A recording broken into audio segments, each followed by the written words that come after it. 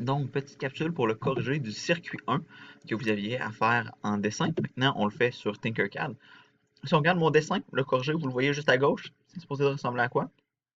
On nous demande d'avoir une batterie de 6 volts.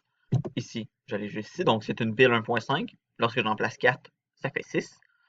Une résistance de 40 ohms. Ici, j'ai deux résistances. J'en ai une de 40 ohms et une de 60 ohms. Pour venir choisir la, la, la force de la résistance, vous pouvez venir écrire la force et venir choisir ici, est-ce que c'est en milliohms, ohms, kiloohms, mégaohms, gigaohms et tout et tout. Vous pouvez venir les choisir ici, donc prenez le temps de bien le choisir. On a ici un petit interrupteur à glissière et on a deux multimètres, un en mode ampérage et un en mode tension.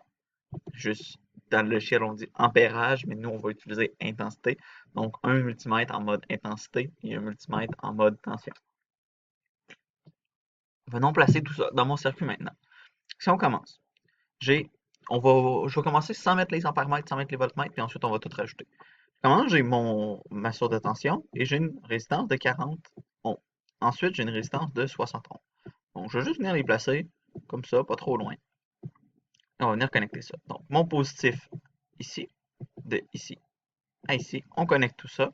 Maintenant, ma résistance, ici, ma résistance 2, elle est connectée à un interrupteur. Donc là, je vais venir prendre mon interrupteur. Là, je veux qu'on parle rapidement comment un interrupteur comme ça fonctionne.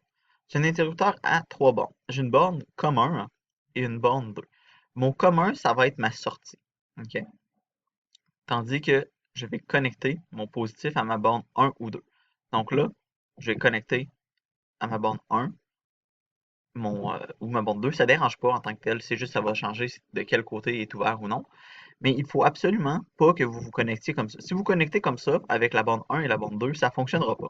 Tout simplement, là, ça ne fonctionnera pas. Il faut utiliser le commun. Et là, le commun, je peux le rapporter à ma borne négative, juste ici. Et là, ça va fonctionner. Si je l'ouvre ou je le ferme, ça va fonctionner dans ce cas-là. Mais c'est ça, si vous utilisez borne 1 et borne 2, ça ne fonctionne pas. Ça, c'est un interrupteur qui me permet, exemple, euh, si l'interrupteur est à droite, ben là, une séquence de lumière va être allumée. Puis si l'interrupteur est à gauche, c'est une deuxième séquence de lumière qui va être allumée, mais les deux ne peuvent pas être allumés en même temps, par exemple.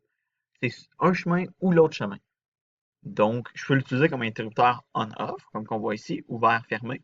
Mais je pourrais aussi l'utiliser pour, si mon circuit est fermé, ben là, il y a une lumière rouge qui allume. Mais si mon circuit est ouvert, là, c'est une lumière verte qui allume.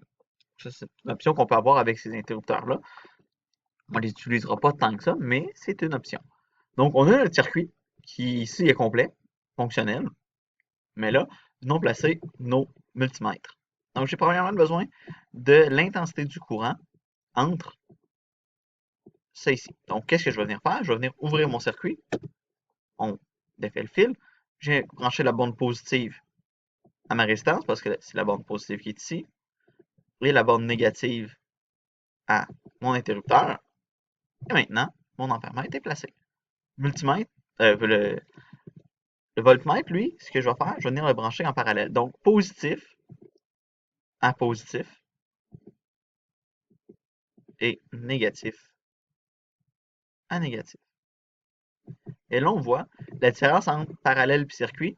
Parallèle, mon courant ici qui sort de la pile, il y a deux choix. Soit il passe dans le fil pour aller aux résistances, ou soit il passe dans le fil pour aller dans le voltmètre. Il y a deux choix. Il peut aller dans un ou dans l'autre. C'est correct. Tandis que dans mon ampèremètre, lui, il n'a pas le choix, le courant, de passer dans l'ampèremètre. Il est obligé. Il n'a pas le choix. Donc, on a ça.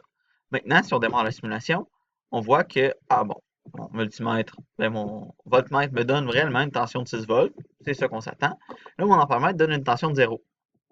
Si je viens ouvrir, ben, je viens, on va dire, fermer le circuit, je viens fermer l'interrupteur. Là, on voit 58,8 mA est l'intensité du courant.